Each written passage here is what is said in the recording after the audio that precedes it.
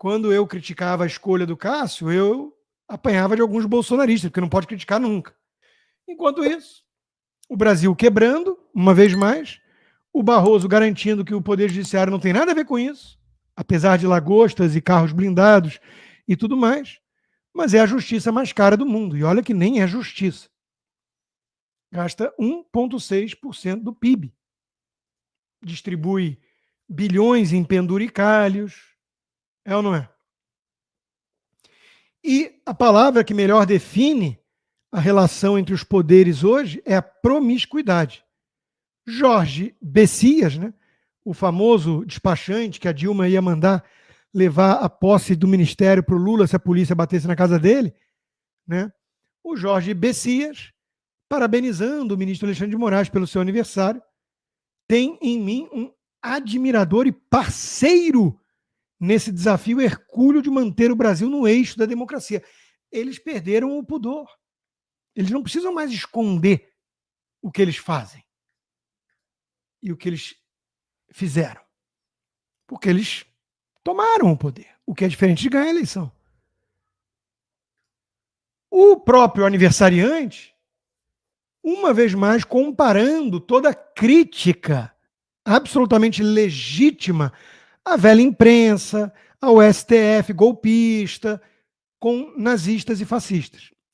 Curiosamente, ele não menciona comunistas, a terceira ideologia totalitária que assolou o século XX. Ele diz que não existe mais, vai ver que é por isso. O nazismo existe, mas o comunismo de Cuba, Nicarágua, Coreia do Norte, China, não. O tema da minha coluna para a Revista Oeste, disponível hoje, e que os meus apoiadores receberam na quarta de manhã, foi justamente isso. Eu peguei um vídeo que eu tive acesso de fontes que estavam no local, de uma palestra do Barroso na Procuradoria-Geral do Estado no Rio de Janeiro, sobre populismo autoritário. E o mais curioso da palestra dele é que ele está falando sem tirar nem pôr do que eles estão fazendo.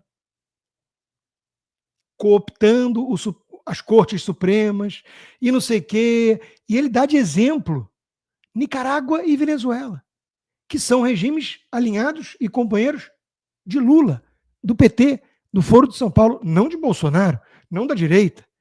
Mas ele dá esses exemplos de tão cara de pau que ele é. E para o Alexandre de Moraes e para o Barroso, grande ameaça à democracia brasileira, que eles estão salvando, junto com o Bessias, com o Lula, é o bolsonarismo. Não o Lula cooptando o Supremo, as Forças Armadas e a mídia. Mas ele acaba descrevendo exatamente, passo a passo, o que eles estão fazendo. O que está naquele decálogo leninista. Acuse-os do que você faz. É diante de um espelho que Xande e Barroso se manifestam. Enquanto isso, nosso Bob Jeff, condenado, STF forma maioria para condená-lo por atentado aos poderes. Ele realmente pegou em armas e trocou tiro. Estava meio doido, não sei, com a polícia. Ele não, e na casa dele. Ele não foi tentar invadir prédio nenhum, não sei o quê. Ele não atentou contra nenhum poder. Ou seja, ele falou. Então, quando você vai ver a decisão, são falas. É crime de opinião.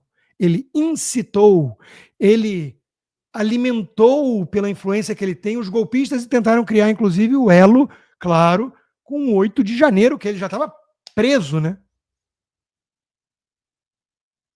Olha que loucura. Um sujeito que não tem foro privilegiado, sendo julgado no STF por atentado contra os poderes, por falar, e no 8 de janeiro, que ele, de alguma forma, participou. É uma loucura, mas é o Brasil de hoje. É o Brasil de hoje.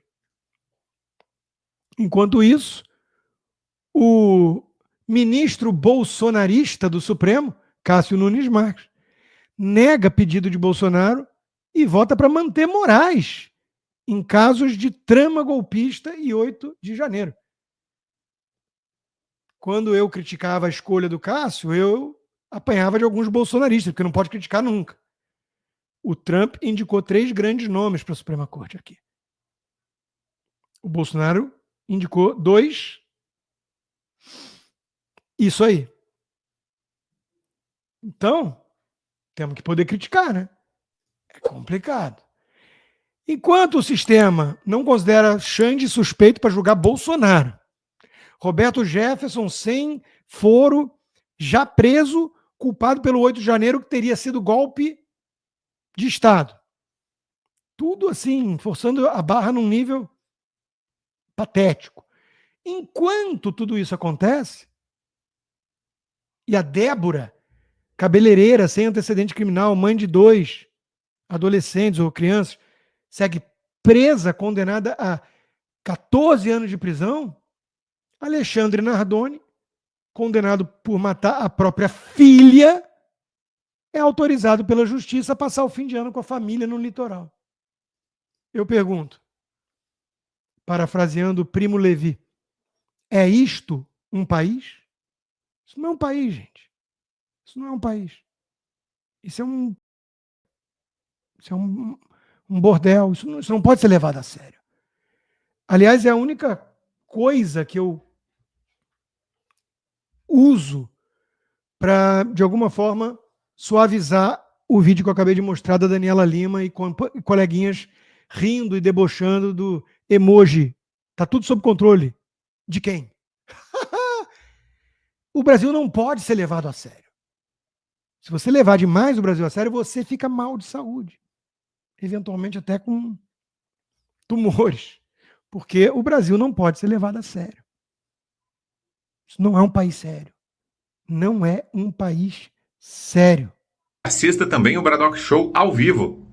É um país em que o próprio STF publica que no Dia Internacional dos Direitos Humanos, o vice-presidente do STF, ministro Fachin, garoto propaganda de Dilma Rousseff, simpatizante dos criminosos do MST, reafirmou o compromisso do judiciário de não se omitir diante de abuso de poder.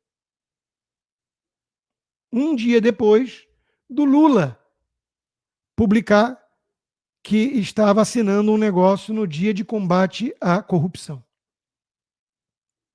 Lula, numa homenagem ao combate à corrupção, Fachin e STF atentos aos abusos de poder.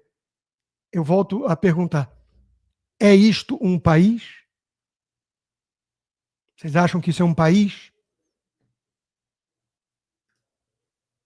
Gilmar Mendes, talvez o mais mafioso dos ministros, o ícone do centrão fisiológico do STF, né, o MDB do STF, diz que Lava Jato foi comandada por pessoas com cérebro de minhoca. E eles não param de dar entrevista, é uma atrás da outra. Então, esse é o clima, né? Esse é o clima. Mestre Guzo está coberto de razão. Supremo se convenceu de que seus ministros são os únicos autorizados a governar o Brasil. A falsificação mais espetacular dentro dessa miragem toda é a ideia geral de que o STF, no fundo, é bem intencionado. Ninguém sério acredita nisso. Todo mundo sabe que é uma quadrilha. Uma quadrilha.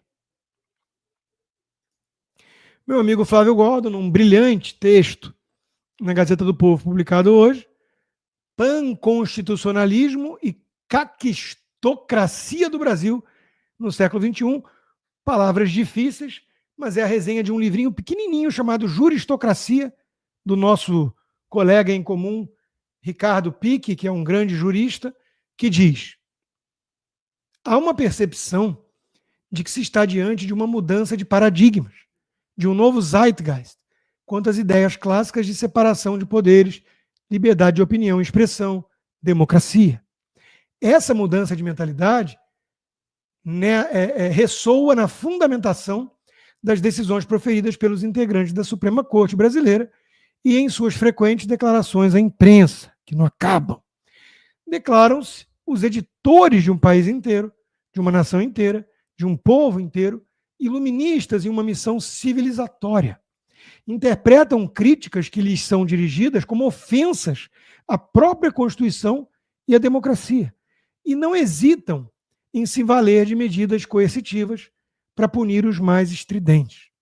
Nesse cenário, É evidente que a democracia e o Estado de Direito, ao menos em suas concepções tradicionais, sofreram profundos golpes e estão sendo substituídos por um novo sistema, em que o poder real está na Corte Suprema e no estamento jurídico. A isso se dá o nome de juristocracia. É a definição do Brasil de hoje. E o Gordon conclui: imaginem uma nação condenada a viver sob o modelo de sociedade parido de mentalidades tão tacanhas, provincianas e arrogantes como a dos nossos ativistas de toga. Bem, o leitor não precisa imaginar. É o Brasil de hoje. É isto um país? Eu não tenho dúvida que tem um povo brasileiro que não merece isso e que quer uma nação. Mas hoje, na situação em que nos encontramos, não dá para chamar isso de nação. É um ajuntamento de clãs e tribos golpistas e corruptos e criminosos e crime organizado que tomou de assalto a nação. E está perseguindo todo mundo que é decente. Eu vou, até os últimos dias que me restarem, sempre denunciar isso. Sempre. Assista também o Braddock Show ao vivo.